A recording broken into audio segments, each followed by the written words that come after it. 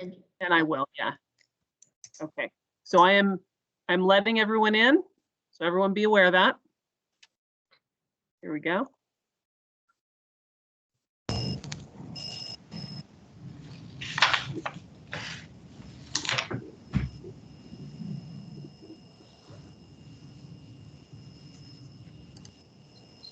Good evening, everyone.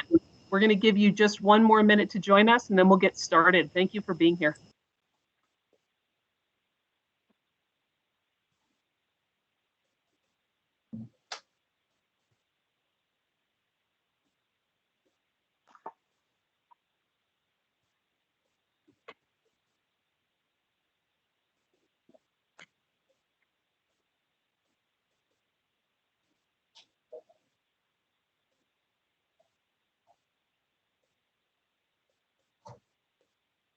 All right, I think we're going to get started. There may be some other folks trickling in, but I'm respectful of time, and it's a few minutes past 5 o'clock at this point. My name is Lori Huff, and I am a member of RTD's public relations team. It is my distinct pleasure to say thank you to all of you tonight for making some time to come talk about safety in this virtual conversation. We're calling it Welcome Back to RTD because we know that while a lot of people have been on our system over the last year, there have been a lot of people that have not been. And as you all are considering a return to using our buses and our trains, we know that you have questions. We hope you've brought them. We're going to be providing a lot of information for you tonight, and we're also going to be allowing a lot of time to ask questions. And I also want to acknowledge we have a couple of directors in the audience, a few directors actually. We have Director Shelley Cook, Director Bouquet, and Director Deschelle.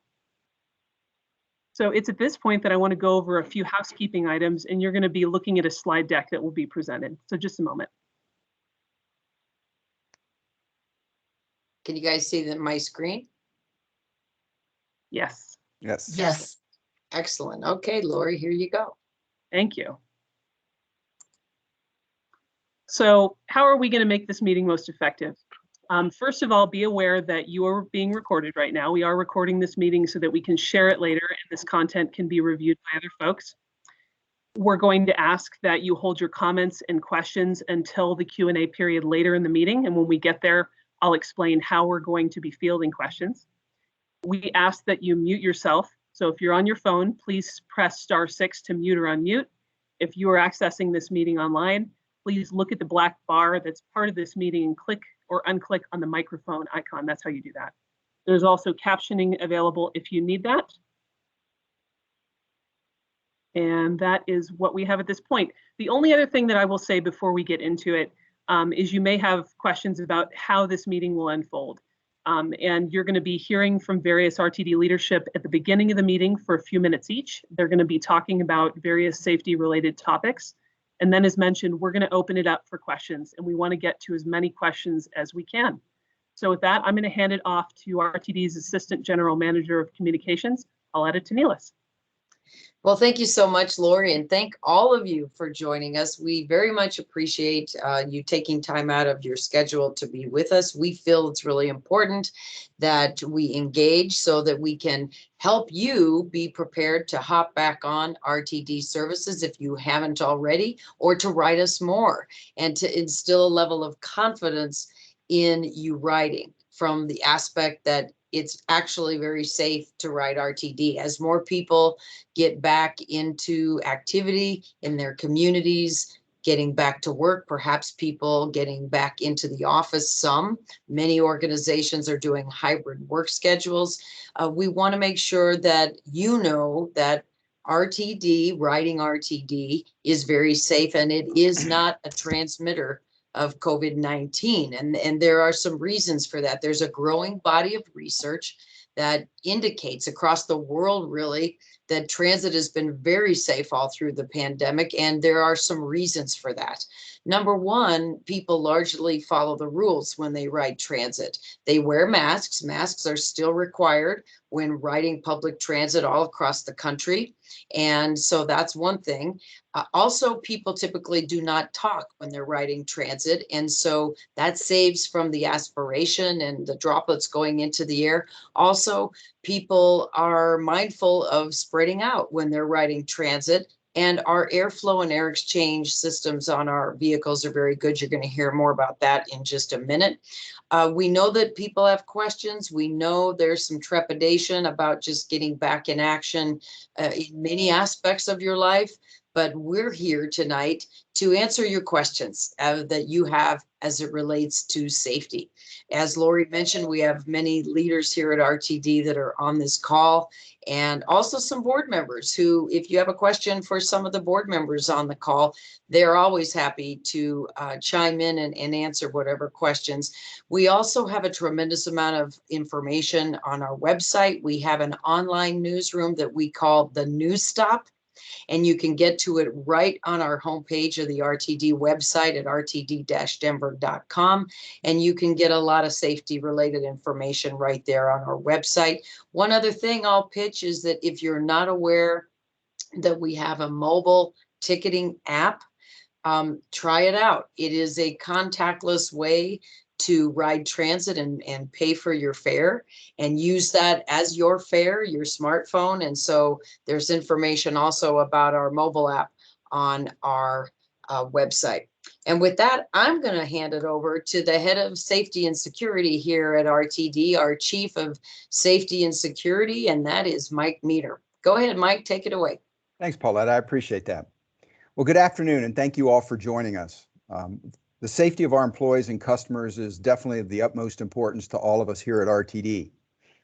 As the Chief Safety and Security Officer, it is ultimately my responsibility to create an environment that enables people to actively practice safe behaviors, as we recognize that everyone plays a role in not only their own safety, but the safety of those around them.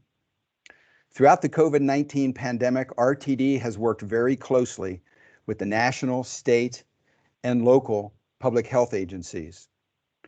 Either me or my staff has met with them on a weekly basis since February of 2020.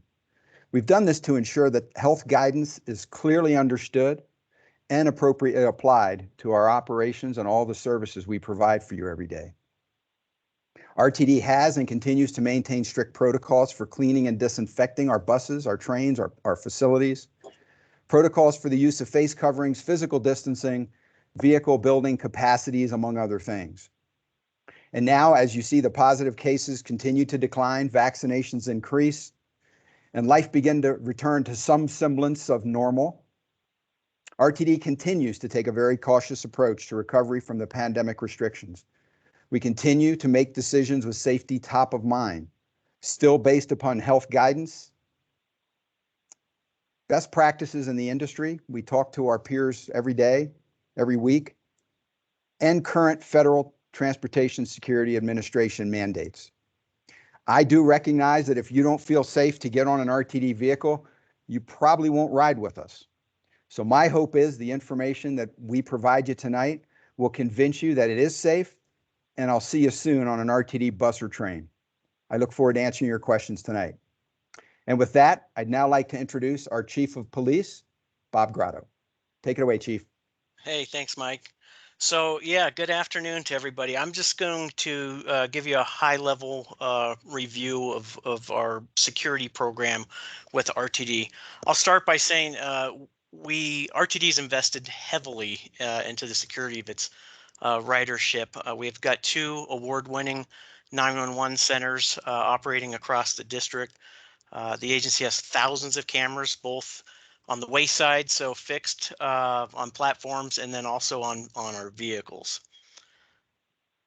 We have a dedicated full-time video investigations team. They work with us to investigate if a crime occurs. They'll work with the agency where that crime happened and provide all the video footage of that. Internally, I always refer to us as a hybrid model. We've got 21 internal post-certified police officers. And then we also contract with the cities of Denver, Lakewood, Aurora, Thornton, and Arvada. And that adds about the equivalent of 64 full-time police officers. The face of us, many of you see our security officers out there. We currently have about 300 armed security officers dedicated. Altogether, with everybody in the mix, we're close to 700 folks dedicated to your security out there on the system. Recently this year, we expanded our mental health program. We now have 4 mental health clinicians, and we have one of them with us tonight if there's any questions regarding that. And we're expanding and adding an outreach coordinator to work with homeless, drug addiction, and other issues that are plaguing the nation right now. So that is a new position we're adding. Lastly, and again, I'm happy to answer questions after this, we've got a Transit Watch app. You can see a picture of it there. That app is available on iOS and Android for download. So you can communicate live with Transit Police 24 hours a day through that. And if you're one of those people that don't like to use apps, we also offer text to 911 service, and I can provide that information for you too. So I'll be over here. that is a high-level overview. Again, I'm here to answer questions as we go through this process. And I'm going to hand off now to Michael Ford, our Chief Operations Officer. Thank you. Thank you, Bob. I really appreciate that. Hi, I just wanted to give you some updates around some of the things we've been doing. As you recently have probably observed, our capacity limits have been lifted on our RTD vehicles. And I want to give a little bit of an explanation why. We really took a measured approach about this. We really wanted to make sure we were doing the right thing. And we were trying to ensure that we were looking around the industry, looking at the different limitations in terms of how the CDC were rating issues around COVID. And we made the decision to, lift the restrictions so we could accommodate more. But I also would remind you that, the public still needs to wear masks on our vehicles, on our rail and bus services. And that's something that continues until at least September 13th. So I just wanted to give a little bit of explanation that this was a really measured approach. It was something that was important, and we wanted to be responsible in this process. And we really were marrying what other transit agencies were doing around the country. I want to talk a little bit about our September service change. That's coming up. We are continuing to seek input. We'll be going out June 28th and July 1st and July 7th to hold public meetings. In addition to that, we've also been out just with stakeholders, groups, just communicating and hearing what people have to say, going where people are is very important in the process as well. So we really are just making sure that we are hearing all our constituents and stakeholders so we can make sure that we're doing the things that they're asking us to do within our resource limitations and capacity. Again, we're listening to our customers through emails, social media, and other interactions that we garner through this process.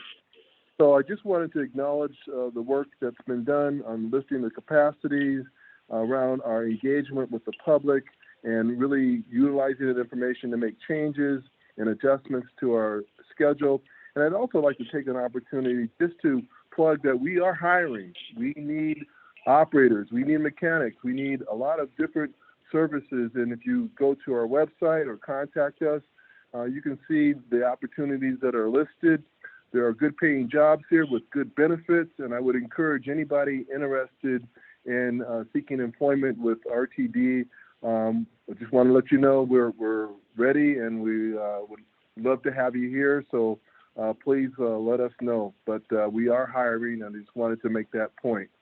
So with that, I won't keep going on. I will then turn this over to Fred Worthen, our Assistant General Manager of Bus Operations.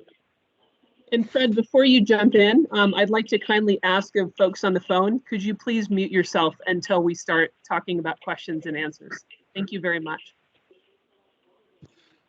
Thank you, Lori, and thank you, Michael. Well, in bus operations, we have done a lot to protect our passengers and our employees. We have had a heavy emphasis on keeping our vehicles clean, disinfected, and free of the COVID virus. This includes increased service and cleaning to ensure we disinfect our vehicles properly. We've purchased electrostatic sprayers and improved the way employees clean and sanitize our vehicles and facilities. We've increased service and cleaning staff to support deeper cleanings and disinfections of our vehicles.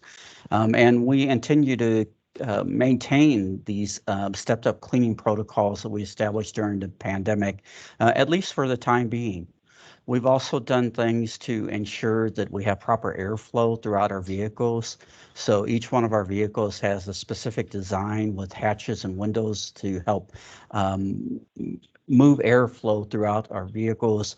And last but not least, we have also went through an extensive effort over the last year to design, manufacture, and install operator barriers on nearly 1,000 buses for our fleet. And that was a very extensive effort, and I'm happy to say that I'm very proud of our body shop, the work that they did. They actually did this very quickly when you consider the size of our fleet. They did it at a fraction of the cost, and they did it actually faster than if we would have had to have gone out to market and actually procured the barriers on their own. So we'll continue to focus on trying to provide a safe environment for our passengers, employees. And with that, again, I will be happy to answer questions when we open up for question and answers. That ends my particular segment, and I would like to introduce Dave Jensen, our Assistant General Manager of Rail Operations. Dave? Thank you, Fred. Good evening or good afternoon. We're kind of in that in-between time, but I am thrilled. We are all thrilled that you are here. We are excited and proud of the service that we're providing, and can't wait to tell you about the things that we're doing. So I do want to talk about rail operations and the things that we're doing. I know that you're hearing cleaning from everyone that speaks, and it's because we are particularly mindful that a clean environment is a healthy environment, and that's what we're providing. We're committed to that, and we're taking the necessary steps to do that. So as Fred indicated, on the bus side, on the rail side, we are doing those exact same things. We are cleaning the high touch areas, which include hand railing, straps, doors, daily on all of our trains, on light rail and commuter rail. We are also using the electrostatic cleaners, and so our vehicles are clean. When you get on the vehicle, you can be confident that it has been cleaned. The other thing that there's lots of conversation because COVID-19 is an airborne virus. Airflow is an issue. So as was indicated earlier, on rail operations, all of our doors are opened at every station, and that allows us to get free flowing air into the system to help clean that out. So it's interesting numbers are on the slide there for you, and that is that on light rail, the air exchange is roughly every 59 seconds, and then on commuter rail, every 4 minutes, the air is exchanged. And so you can be confident that the air inside of the train as well is clean. So finally, maybe I'll put a plug in for us, and that would be, again, that we are proud of the service that we're providing in rail operations, that right now, what we know our customers want is the trains to show up and them to be on time. And right now that is happening. Our on-time performance in rail operations is above 90%, and we're operating very close to 99% of the scheduled trips are operating on rail operations. So thank you for being here. Look forward to having some conversation with you. And I'm going to pass it now back to Lori Huff.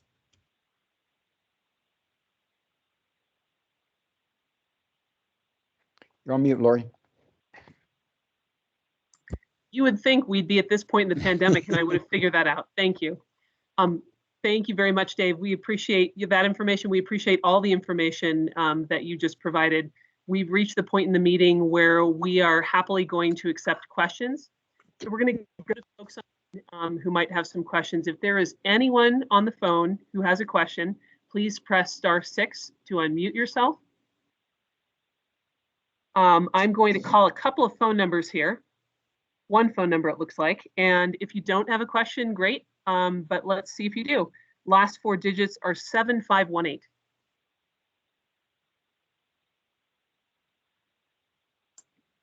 All right. If not, I'm going to go to Tina McDonald. Tina, go ahead and unmute yourself and ask your question, please. Yes, I'm Tina McDonald, Colorado Cross Disability Coalition, and wanted to make sure that the managers and directors that are there tonight realize that for people in the disability community who use mobility devices, you're probably going to see most of us still take Access-a-Ride if we're able, instead of fixed route buses. Before COVID, I would usually have at least 3 people climb over me or my mobility device every year. Put their hands all over it, you know, use it as a handrail, but literally people would climb over wheelchairs and walkers, and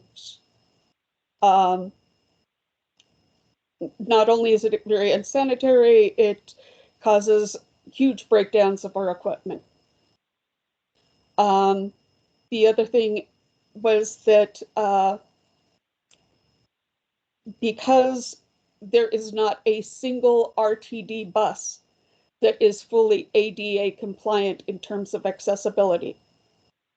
We have less than 4 inches on some buses for people to try and get through.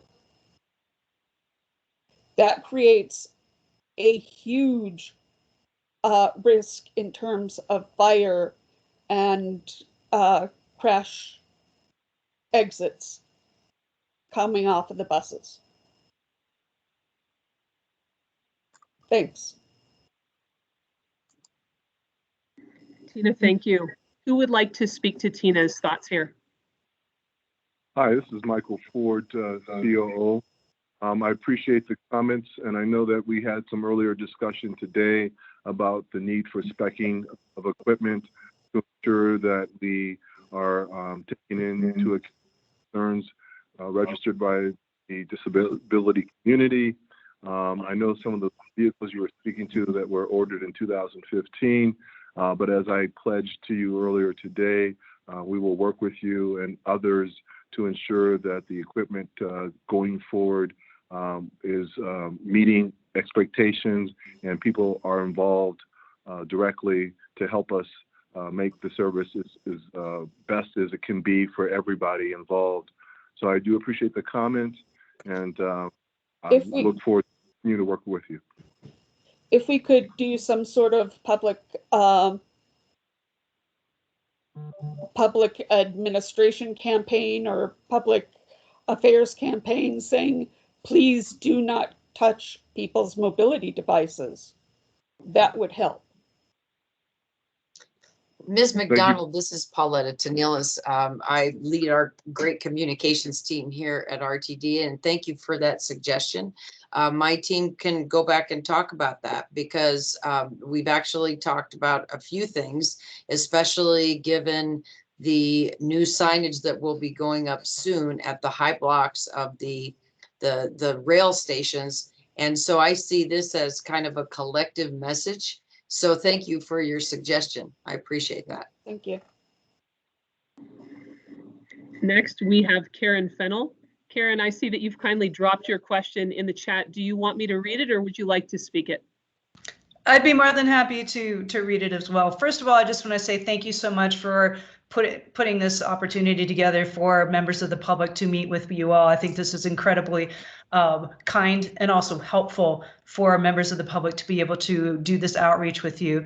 As someone who used to ride RTD almost daily pre-COVID, I do have some questions and concerns about, you mentioned that there was maybe an app in terms of reaching clinicians that you now have on your staff for mental health concerns, that riding RTD daily, especially early in the morning, that I would often encounter individuals who looked like they were having mental health issues. They had body cleanliness issues. Perhaps they were homeless, unfortunately, and they definitely seem to be having problems. And especially now that we are post-COVID, I could foresee that there might be some other individuals also trying to ride the train who would be concerned about, well, I don't want to be next to that person. They look like they're having problems. They're having behavioral issues. They don't look like they're in their cleanest state bodily. They may not have a fully cognizant state of mind and may not be wearing masks or observing the mask or other social distancing behaviors. what is the recommendation in terms of how other members of the public should best, interface with this individual or not interface with this individual, or otherwise try to be kind and get them some help, get ourselves some help? What is the outreach protocol that you're going to be advertising? How can we get ourselves help to feel safe? How do we help that person to feel helped and supported as well? I can speak to that. And Danielle, feel free to jump in if you want to discuss the mental health aspect as well. But yeah, a lot of people use the Transit Watch app to communicate, because when you use that, you're talking directly to a dispatcher. So we definitely want to know if somebody's in crisis so we can respond and help them. In many cases, most of the time, even folks having some sort of outbursts, it's not a dangerous situation. It really isn't. But we do want to know and address it, just because of, we want people to enjoy the ride and have a good quality, of life ride to wherever you're going. But we are here. The app is great because you're not picking up the phone and calling, and a lot of people aren't comfortable with that. And I kind of, it's like an in between, if you will. It's not a 911 emergency, but you would like this to be addressed. And there's drop downs on there you can select to get some assistance. The great news is, because we have an amazing amount of resources, we can usually have someone there within a couple minutes. And sometimes they're even riding on the train, just on a different car, so we can get to it fairly quickly. And then also, I mentioned the Transit Watch texting. I can give that number now if you guys want it. That's another way. Just that number now. Sure. It's 303-434-9100. And that's actually kind of a popular way. People like to use that because they don't want to draw attention to themselves, and texting on a phone is perfectly normal. So, but we're definitely here to help you. And Danielle, I don't know if you want to speak to the mental health aspect, but we do have co-responders that ride with police officers, and the cities, Denver in particular, they've enhanced the mental health services tremendously through COVID. There's a lot of programs out there to help these people. Thank you. I certainly appreciate that. And yes, that would actually be helpful to put any of those additional resources with the websites or the text number into the chat so that others could see it. Would be terrific. Thank you so much. You bet. And I can speak a little bit on that. My name's Elizabeth Everett, and I'm one of the supervisors for the co-responder team. Danielle is here as well, and she's one of our RTD co-responders. She's been on the team with RTD for about a year, and then we just expanded to 4 just about 4 months ago. We have our co-responders work 7 days a week with RTD, sometimes starting as early as 7 a.m. and then on some days as late as midnight. One thing that would be super helpful is if you are using that app, or if you're calling in any kind of an incident, if you can identify that you believe that it's a mental health related incident, it helps dispatch to be able to get those co-responders there. And like Bob was saying, like, we can usually get there within just a few minutes. So we are everywhere down there. May I jump in as well? Yeah. It's usually best for people with mental health disabilities if they're not basically in your face. Don't get into their face. Don't, just ignore the situation if at all possible. If they're, coming up and saying, "Please, sir, I'm just trying to have some quiet time on this ride," just try and don't escalate the situation at all. Yes, definitely, Tina. That's a great point. Thank you for that. And if it just warrants anything that you feel like safety is a concern for the person or other passengers, and you are going to call in something, just relaying that you think that you think someone is in crisis, potentially a mental health crisis, and dispatch can coordinate to get a co-responder over there. So, and if I could really quick just add to that too, and that goes for bus If you're riding a bus, it's the same situation. We have people out on the street. We have street supervisors on the bus side, and then also we have security officers and police officers and contracted police in all the major cities that they're waiting for calls to go help out. So it's not just a train. If you're out there riding a bus somewhere and you need help, we'll get it to you.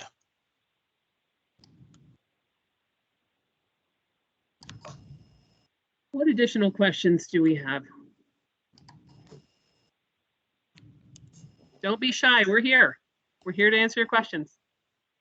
You know, one thing, Lori, I think would be interesting is, since Danielle Jones is on the call with us, we get asked a lot, especially by members of the media, you know, what our clinicians encounter in the course of a day when they're out on the system. And it might be interesting for Danielle, for you to just share some examples of, you know, how you're able to provide insights or assistance to people out on the system.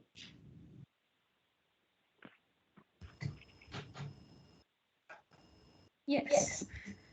So basically, day to day, it's responding to assessed calls to determine what level of support individuals might need. It kind of varies day to day. A lot of recent ones kind of have been shelters. So just kind of directing people to what bus can get to the shelters. If transportation can be provided, that's something we can help with. And then connecting people with services, if that's something they're interested in. I work directly with Mental Health Center of Denver, so that is a way we can get people into services. We can connect them pretty much with any resources necessary that can get them out of their crisis situation. So it's kind of just on us clinicians to assess, to figure out what they might need, and working with them to determine what is going to help them in that moment. So it looks different for everybody. And yeah, we just kind of assess to figure out what the individual might need in that moment to feel safe. Thank you for sharing that. I see that Karen has added another question to the chat. Karen, thank you very much. She asks us, can you talk about pricing of fees for ridership? A lot of us have lost jobs or taken pay cuts to keep our jobs and still rely on public transport to get to and from work. Tell us how you can keep services going, but also keep this affordable. That's a great question. Who wants to start?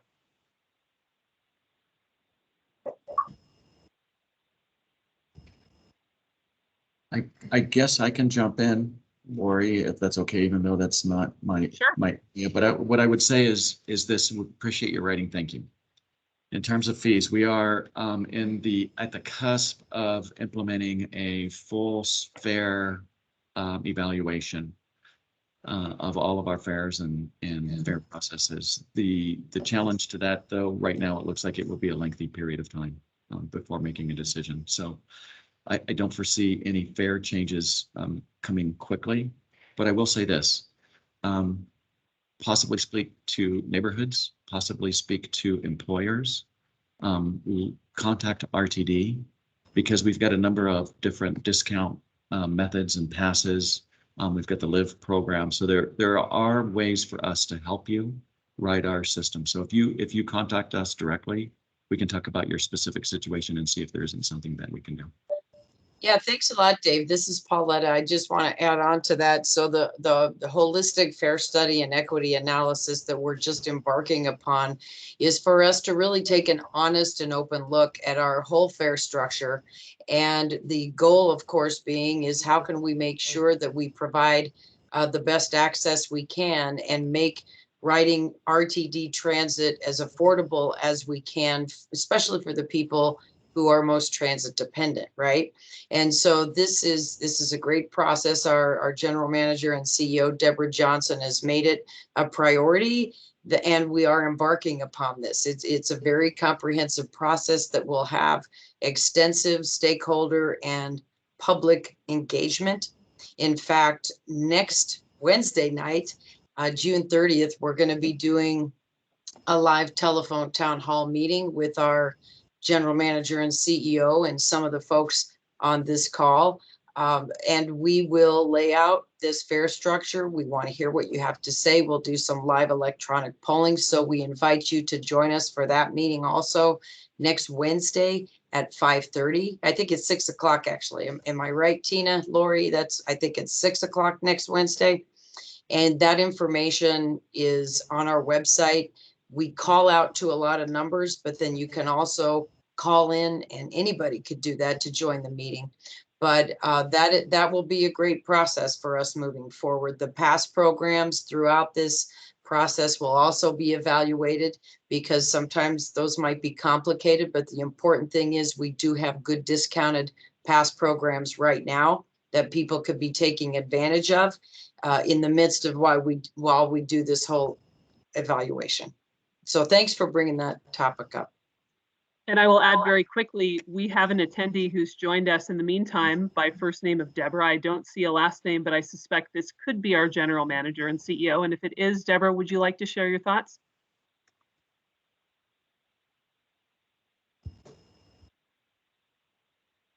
Perhaps not. We put her on the spot.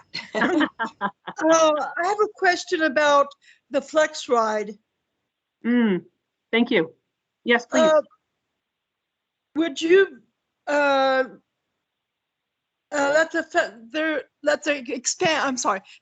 the Flex Ride to more areas? Very good question. Fred, do you want to take that? Sure. This is Fred Worthen, AGM of Bus Operations.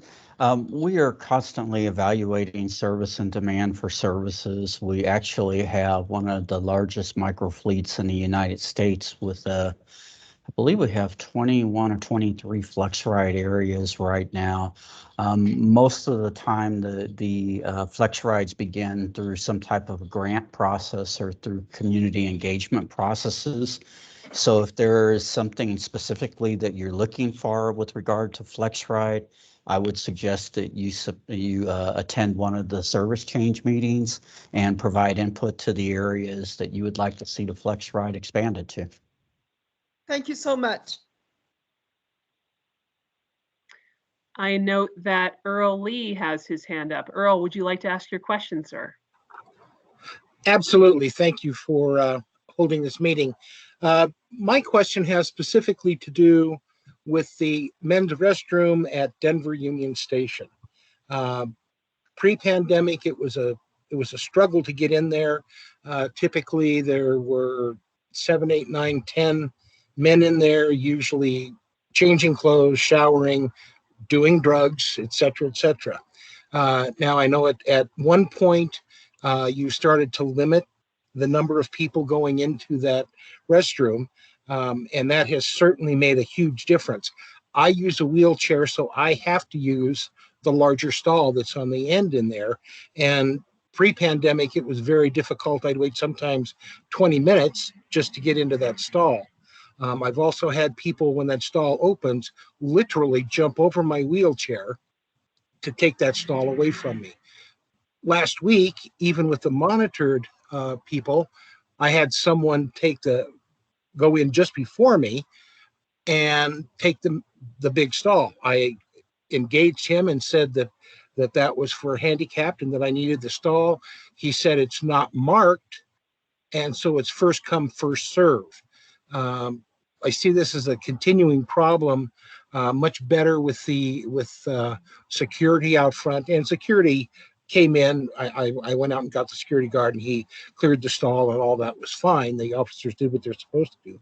But what is the longer term solution for this? Are you going to continue to limit the number of people entering the restrooms? Earl, thank you. Chief, would you like to speak to that? Yeah, that might be a Mike Meader question. Sure. Go ahead. Yeah, go ahead, Mike. Yeah, so this is Mike Meader, Chief Safety Security Officer. Thanks for the question, Earl. I appreciate that.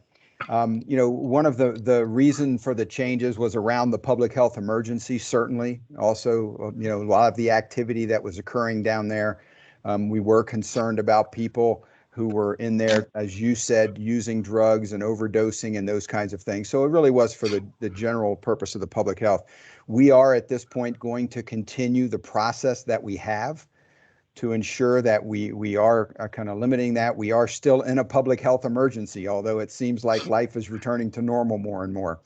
As far as your question about marking the stall, I will have some discussions internally about that and see what we can do to ensure that. Typically, you know, it's common knowledge that those stalls, the larger ones, are for people who require mobility devices and additional accessible requirements. But we will certainly review that. That is the reason our security officers are there, and for the time being, that's going to be the way it remains. So hopefully that answers your question, Earl. Yeah, it does. Thank you for your input. You bet.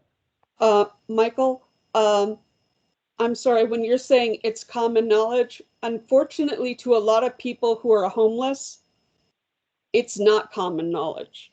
Yep. They're thinking it's there for them to change and to shower. So if you could please put the notices and just say, please reserve these for people with mobility devices or people who are disabled, it would help us a lot.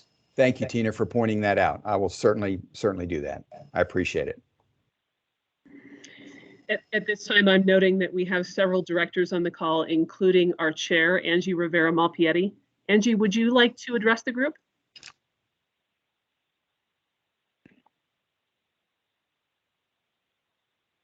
Would any other director like to address the group at this time?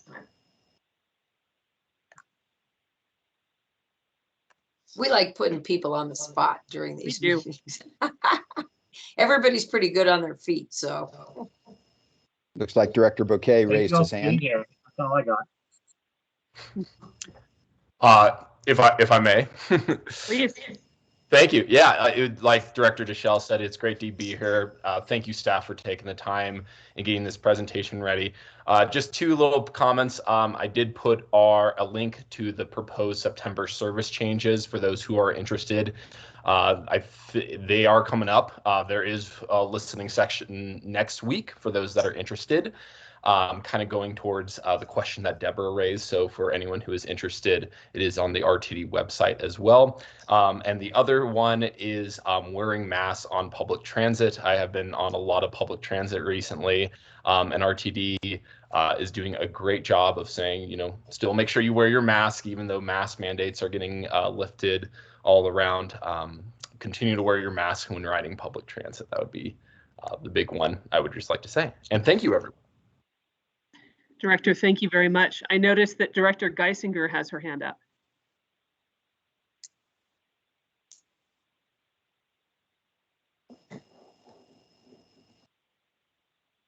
Director Geisinger, would you like to address the group?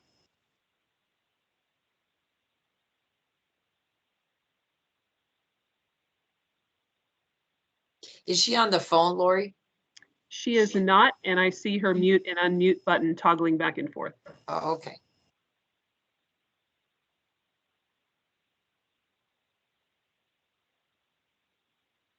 Any other directors in the meantime?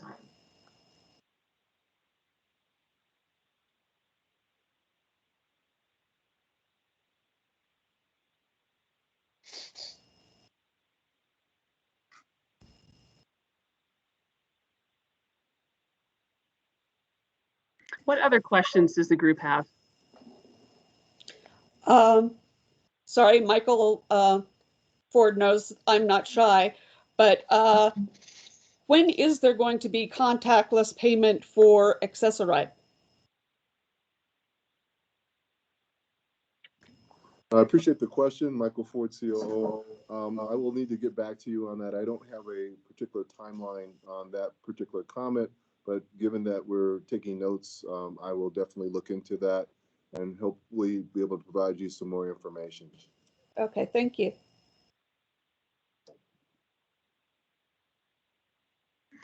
I don't see any other questions at this time, but I suspect this group has some more.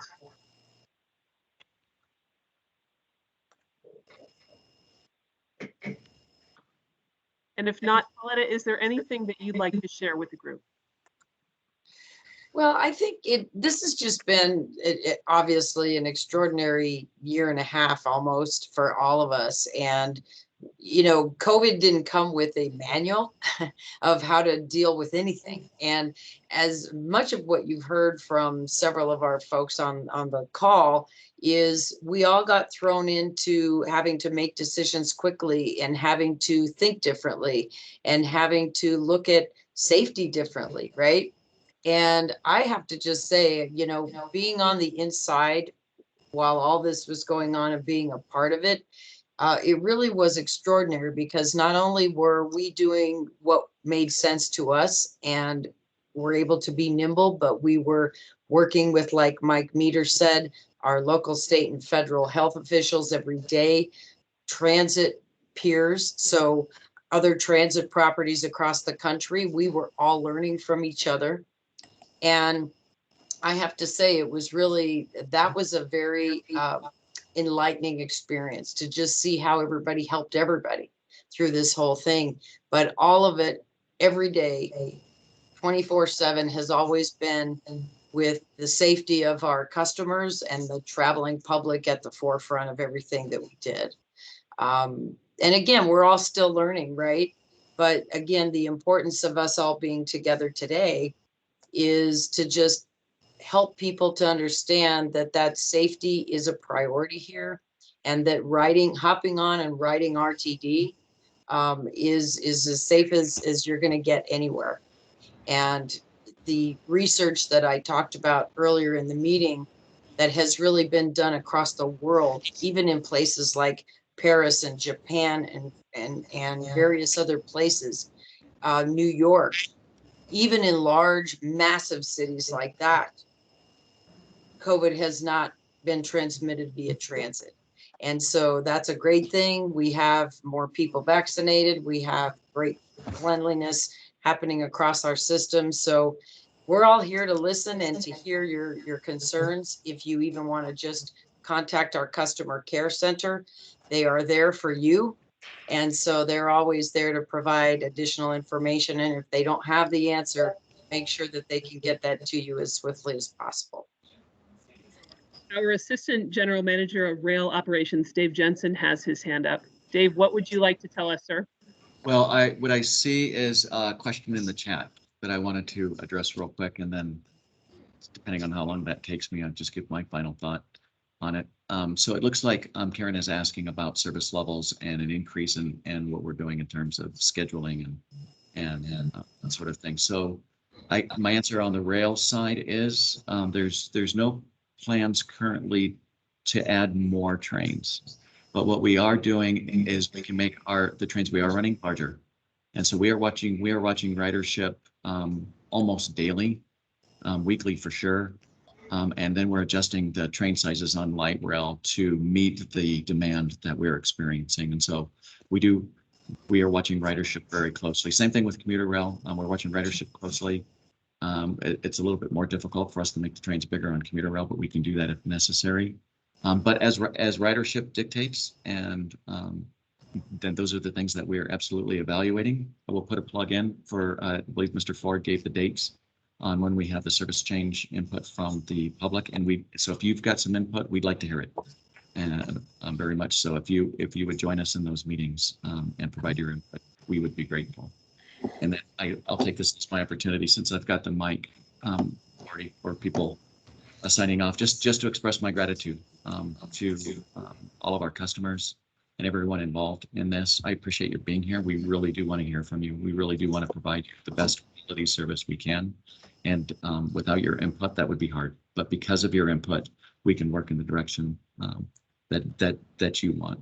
We really do see ourselves as providing a service for you. So thank you for being here this evening. I will say very quickly that Director Geisinger has chimed in the chat, and she says she's not sure why she can't unmute, but she too is thankful for everyone for attending and sharing your concerns. What other final thoughts do we have?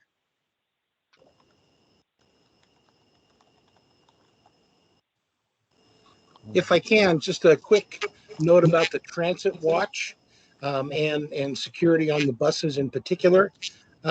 Many of the things that occur that I see happen so quickly that there's really no time to get security to respond. Some someone yelling or threatening the driver. One guy a week ago, when the driver made him pay, he didn't feel he needed to. His comment was, "Next time I'll bring my gun." Now, is that a reportable incident? And others I've seen drug deals go down in the area of two stops. Somebody gets on a bus, does a deal, gets off the bus.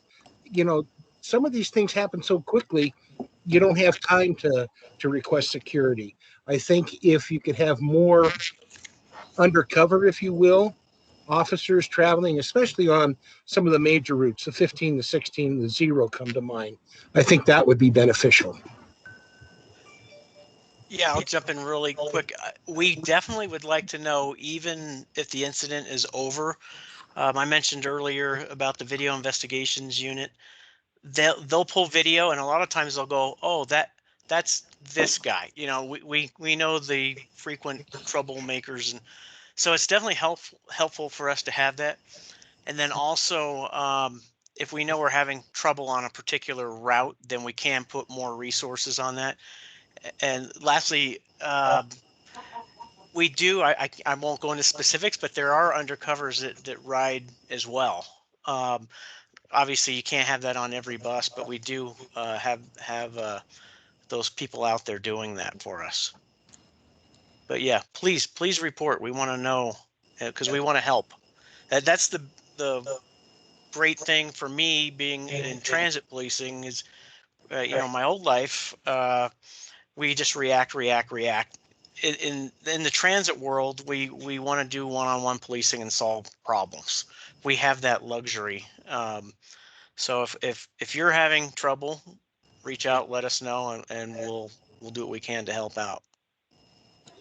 Okay, who should we reach out through the Transit Watch app? I had a situation a few years ago where a driver was threatened by some people. She called dispatch and asked for security. Nobody ever showed up. She was threatened not only by the passengers, but their parents at Inglewood Station. It was a very bad situation. I wrote up a document outlining that entire incident, timelines, buses, all that sort of stuff. And I walked it into RTD so that they had a report of what occurred. And someone came out, I forget who it was, and their response to me after reading it was, "We'll address your complaint." It wasn't a complaint. Yeah, So that's not a good answer. I wouldn't be happy with that. Yeah, I'm a little hesitant to go to customer service with these kind of issues. Yeah, I would say if something's happening live, it's best to call direct into the dispatch center. Our bus operators also have that ability to push a button and notify.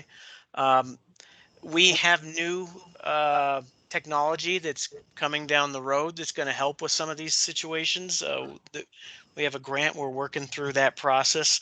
But yeah, we need to know. I want to know. And I'll put my phone number in the chat if you want to call me directly. So yeah, I hate hearing these sort of things, but we need to know about it to address it. Okay. Well, I think I can figure out your email, so I will send you anything that I think is serious. Yeah, please do. I'm happy to talk to you offline. Thank you. We've got another question in the chat here. Are there any plans when upgrading trains someday to move away from cloth seats to vinyl? And this person has noted various bodily substances that they unfortunately have sat in. So I'll jump on that one. I was going to type that in the chat, but it'll be faster for me. Yes, there's always plans for us to upgrade our trains. We have had discussions about removing the cloth seats, but it's stalled.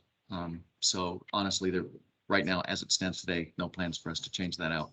However, that being said, I really do appreciate that comment, and I will pick it back up again, and we'll have some internal discussions to see what we can do about that. Knowing that, you know, we've got some financial limitations, we do agree we want our trains to be as clean as possible. So we'll pick that back up and take a look at that.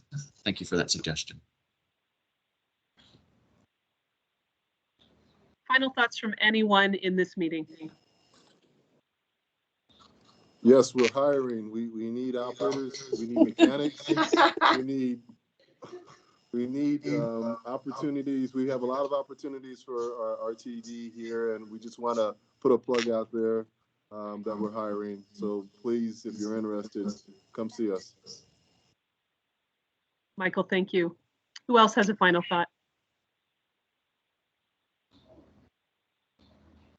Are you guys, no. Tina, go ahead. After COVID calms down a bit, have you guys considered doing any disaster drills on the buses or on the trains? I was on one of those back when Stapleton was still the airport for a quote unquote downed plane back in my 20s. And it's extremely interesting in trying to get people out of a vehicle when it's more than one person that you need to get out of the vehicle. And that's something that the police and the fire department do need to have a little nudge in training and have a little bit better, have more practice on. I'll jump in one more time. We do quarterly train drills. So sometimes they're tabletop exercises, which through COVID, we've kind of forced into that. But the most recent full-scale live exercise was on the end line, before that opened, including evacuating people in mobility devices. And folks don't realize this. Our folks on commuter rail are cross-trained safety officers, so they have to train and certify on how to do that in emergencies. But again, shoot me an email, and we're planning. We have some stuff upcoming, and we recruit actors, if you will. So I'd be happy to invite you to one of those. The one thing I would point out to your live drills is in real life to please ask if the person has spinal issues, because you don't want to have them have any more issues. Yeah, no. Yeah, that's not my wheelhouse, but Yeah. Yeah. Rest assured, Tina, this is Mike Meader, that when we do these things, like everything else, we ensure that everyone's safe when we're practicing. We do want to make it realistic, but we mean, also want to make sure that everyone's safe. In the real world. Absolutely. Yeah. That's something we one of those safety, you have to ask it every time. Yeah. That is certainly something that they will be trained on. Okay. We are coming up on our time, but I see that we have another question in the chat. And this is a good one. This is, do you offer tuition defrayment for employees? I know some students at the Auraria campus who would go for that. Who wants to take that one?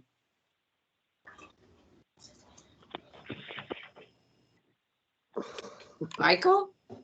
Yeah, I know that we are re-looking at that again, and I think we'll be talking about that in the very near future about opportunities to restart that. So right now, I think that's being reevaluated, and I think we'll be able to get back to people in the very near future on that. Michael, thank you. We are at 6 o'clock at this point. I want to thank everyone for your time, for your interest, for my colleagues for their expertise, for sharing all of it with the group. If you know of anyone who was interested in tonight's conversation and wasn't able to make it, please do tell them that there is a link available on our website, on RTD's communication platforms, so you can join another conversation on the same topic tomorrow at noon, if that time works better for others. Thank you all very, very much for your interest. We appreciate it very much. And thank you, Lori. We're hiring. Thank you. Thank you. Goodbye. Thanks, everyone.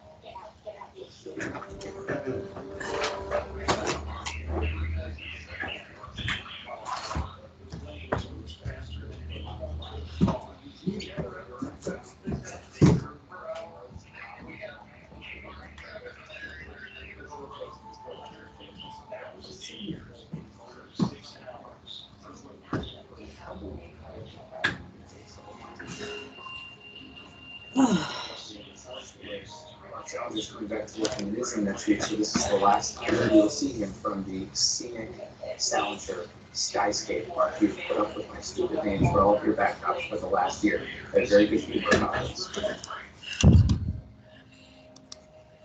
He's just not.